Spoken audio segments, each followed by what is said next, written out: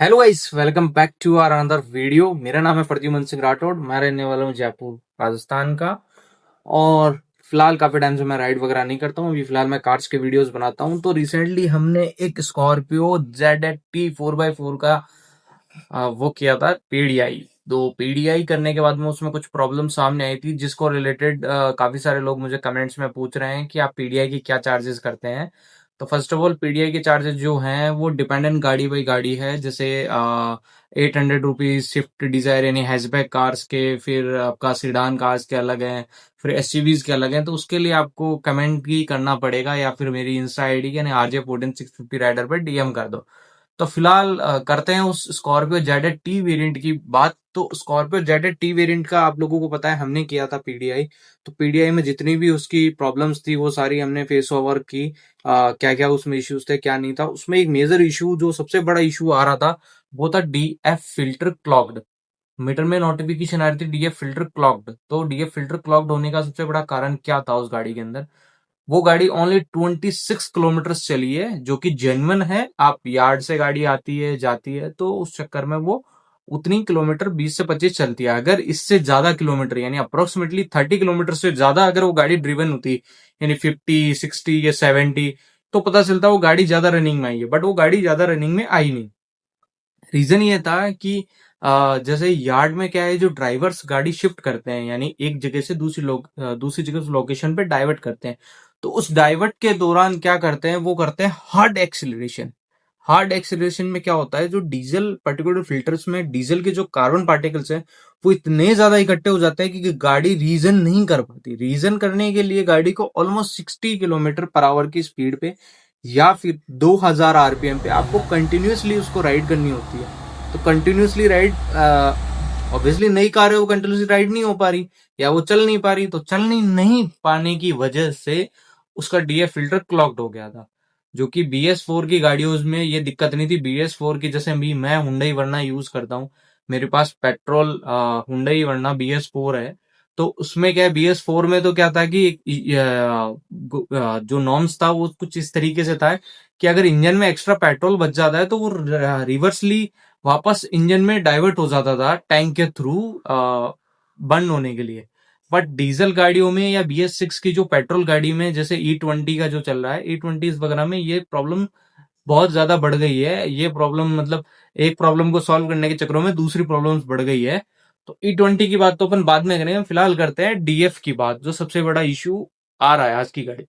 जो DF filter का सबसे बड़ा चार इसमें पॉजिटिव पॉइंट, नेगेटिव पॉइंट्स होते हैं, जिनकी वजह से डीएफ फिल्टर का आना लाजमी है। और उसमें कुछ ऐसे पॉइंट्स होते हैं जो पॉजिटिव भी होते हैं, जिनके थ्रू आप ये ध्यान रख के वो कर सकते हैं। तो फर्स्ट ऑफ ऑल, जो इसमें सबसे बड़ा इशू है वो है आप हार्ड एक्सेलेट करते हो।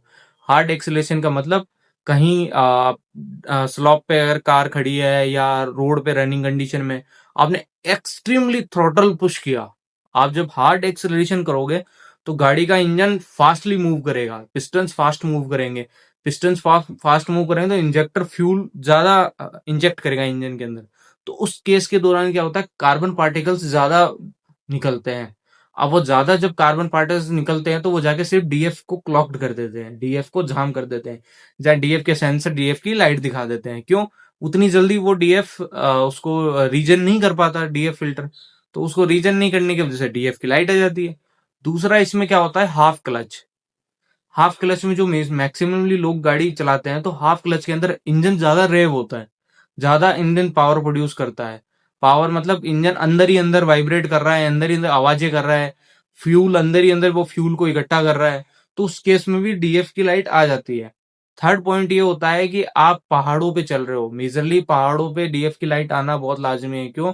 क्योंकि पहाड़ों के ऊपर गाड़ी उतनी स्पीड में या उतने आरपीएम पे नहीं चल पाती जितनी रीजन के लिए चाहिए। और चौथा पॉइंट होता है सिटी के अंदर, अगर डीजल की गाड़ी आप रेगुलरली सिटी के अंदर ड्राइव कर रहे हो तो डीएफ की लाइट आएगी। और डीएफ की लाइट ऐसी है कि अगर टाइमली आपने उस पर ध्यान दे लिया है, टाइमली आपने रीजन कर लिया या टाइमली उसको क्लीन कर लिया, साफ कर लिया, उसका केयर कर ली, तो बढ़िया है। अगर वो डीएफ की लाइट बढ़ गई तो आपका पूरा डीएफ सिस्टम ही ठप हो जाएगा। पूरा डीएफ सिस्टम ठप है, उसके अंदर आप कुछ भी नहीं कर पाओगे। डीएफ पूरा सिस्टम चेंज करना पड़ेगा, सारे सेंसर्स, डीएफ फिल्टर, एग्जॉस्ट वगैरह जो भी सारी चीज पार्ट्स चेंज होंगे वो सारे चेंज होंगे। तो डीएफ की लाइट देखो ज्यादातर गाड़ीज में आ रही है, वो है महिंद्रा की, ठीक है। दूसरा आपकी टाटा की, तीसरी गाड़ी है हुंडई की, चौथी पे किया की, और पांचवी छठी पे अभी अब सिर्फ बची है ये क्या नाम अपना एमजी वगैरह। तो एमजी वगैरह तो डीजल में वैसे भी बहुत ही कम लोग ले रहे हैं, तो उसको तो अपन नहीं। बट ये चार पांच ऐसे नंबर वाइज है जिनकी गाड़ियों में आता है। महिंद्रा की कार में क्यों आ रहा है? हार्ड एक्सीलरेशन की वजह से। महिंद्रा की गाड़ी अगर है आपके पास तो आप भूल जाओगे, आप उसको सॉफ्टली चलाओगे। महिंद्रा है, थार है, तो टशनबाजी तो चलेगी, हार्ड एक्सीलरेशन चलेगा तो डीएफ की लाइट आएगी, ठीक है।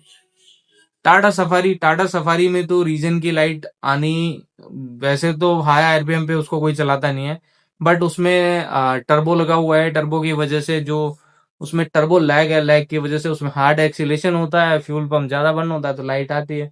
हुंडई में भी सेम सीन है, किया में भी आ जाती है, बट किया में थोड़ा टाइम के बाद आती है, मतलब कुछ किलोमीटर होता है जिसके बाद ही उसमें अपना कार्बन पार्टिकल्स हैं जो कि उसमें इकट्ठे हो जाते हैं डीएफ फिल्टर में, तो उसको क्लॉग्ड कर देते हैं। बाकी इस गाड़ी में आने का रीजन ये था कि हार्ड एक्सेलरेशन के साथ में यार्ड में चली है, यानी यार्ड यार्ड के अंदर ही चली है।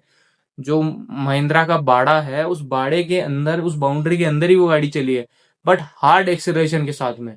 क्योंकि वहां के जो ड्राइवर्स होते हैं, वहां के जो मूवर्स होते हैं, उनको मूव करते हैं गाड़ियों को, वो भूल जाओगे उन गाड़ियों को केयरफुली चलाते हैं। मैंने खुद ही लाइव एग्जाम्पल देखा है, तो वो केयरफुली नहीं चलाते, उस कारण से ही डीएफ की लाइट वहां पे नई गाड़ियों में भी आ जाती है। बट वो रीजन होके भी सॉल्व हो सकती है, क्योंकि उसमें सूट लेवल जो है वो उतना हाई नहीं होता। सूट लेवल मतलब कार्बन पार्टिकल्स उतने हाई नहीं होते, तो वो हो सकता है क्लीन। बाकी डीएफ की गाड़ी को आप रेगुलरली मेंटेन करोगे तो डीएफ की लाइट कभी नहीं आएगी। आप टाइमली यूरिया डलवा लो, डीएफ डलवा लो, टाइमली डीएफ डलवा लो, क्लीन करवा लो, रीजन कर लो टाइम टू टाइम। या फिर आप अगर केयरफुली, और तो सब कुछ छोड़ो, आप अगर केयरफुली ड्राइव करोगे ना, तो भी वो लाइट कभी नहीं आएगी। आप केयरफुली, जैसे आप हार्ड एक्सीलरेशन नहीं कर रहे, हाफ क्लच में गाड़ी नहीं चला रहे, जबकि ये जो 1.5 वेरिएंट है ये ऑटोमेटिक है, तो ये हार्ड एक्सीलरेशन के साथ चला है। अगर हाफ क्लच पे चला होता तो अपन हाफ क्लच बोलते कि ये मैनुअल होता, तो हाफ क्लच पे रीजन की लाइट आई है। बट ये जो लाइट आई है डीएफ की, ये आई है हार्ड एक्सीलरेशन की वजह से। अगर आप सॉफ्टली गाड़ी चलाओगे, प्यार से चलाओगे, कोई दिक्कत नहीं, कोई परेशानी, तो गाड़ी में कभी डीएफ की लाइट नहीं आएगी। तो ये था अपना इस पे टॉपिक पे वीडियो। अगर वीडियो अच्छा लगा तो लाइक शेयर एंड सब्सक्राइब जरूर करना। एक तो लाइक नहीं करते हो यार, चैनल को सब्सक्राइब भी कर दो, और ऐसे और इन्फॉर्मेटिव वीडियोस मैं और बनाऊंगा। तो मिलते हैं आपसे एक और नए ऐसी वीडियो के अंदर। Till then goodbye, always wear the gears, always the seat belt.